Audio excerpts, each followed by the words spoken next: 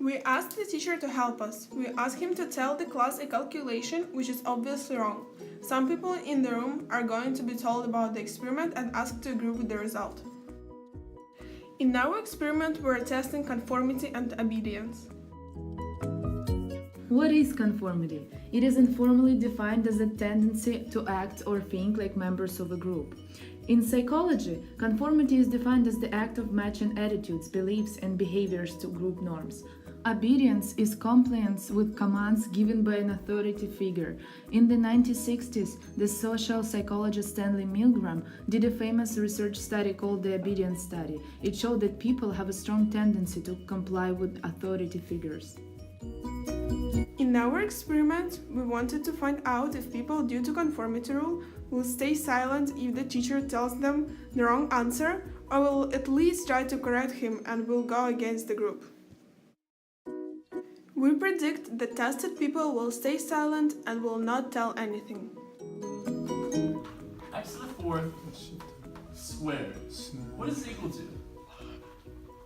Everyone take a second and try this one. This one is x to the sixth, right? X to the fourth to the second. Do we all agree? Take a second and try this one, guys. Make sure you're getting the same answer as me. Here's the wrong equation.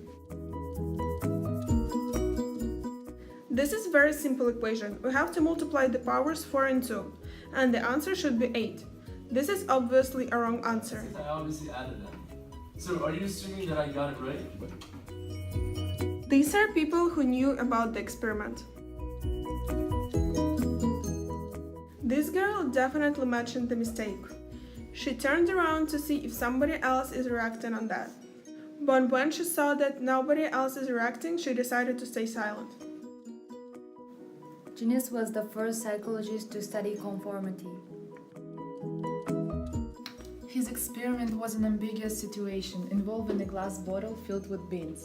He asked participants individually to estimate how many beans the bottle contained. Janice then put the group in a room with the bottle and asked them to provide a group estimate through discussion. Participants were then asked to estimate the number on their own, again to find whether their initial estimates had altered based on the influence of majority. Genius then interviewed the participants individually again and asked if they would like to change their original estimates or stay with the group's estimate. Almost all changed their individual guesses to be closer to the group estimate. One of the most famous studies was an Asch's conformity study. But who is Solomon Asch? It's a social psychologist who researched the circumstances under which people conform. Which comparison line, A, B, or C, was the most like the target line?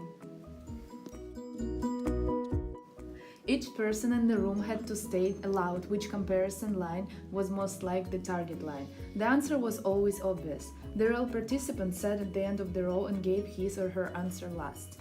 There were 18 trials in total, and the Confederates gave the wrong answer on 12 trials, called the critical trials. Asch was interested to see if the real participant would conform to the majority view. Asch's experiment also had a control condition where there were no Confederates, only a real participants.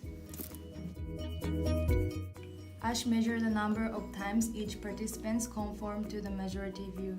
On average, about a third, 32% of the participants who were placed in this situation went along and conformed with a clearly incorrect majority on the critical trials. Over the 12 critical trials, about 75% of the participants conformed at least once, and 25% of participants never conformed. In the control group, with no pressure to conform to Confederates, less than 1% of participants gave the wrong answer. Why did the participants conform so readily?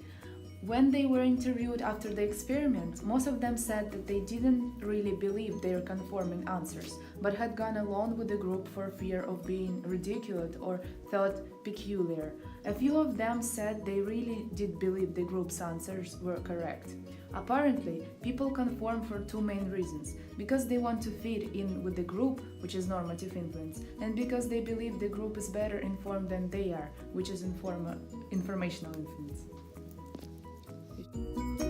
So, the results of our experiment. Our hypothesis was right. Conformity really works in real life, and tested people are always trying to stay with the group's opinion. They rely on other people because they think that other people are more clever and most likely to give an accurate response.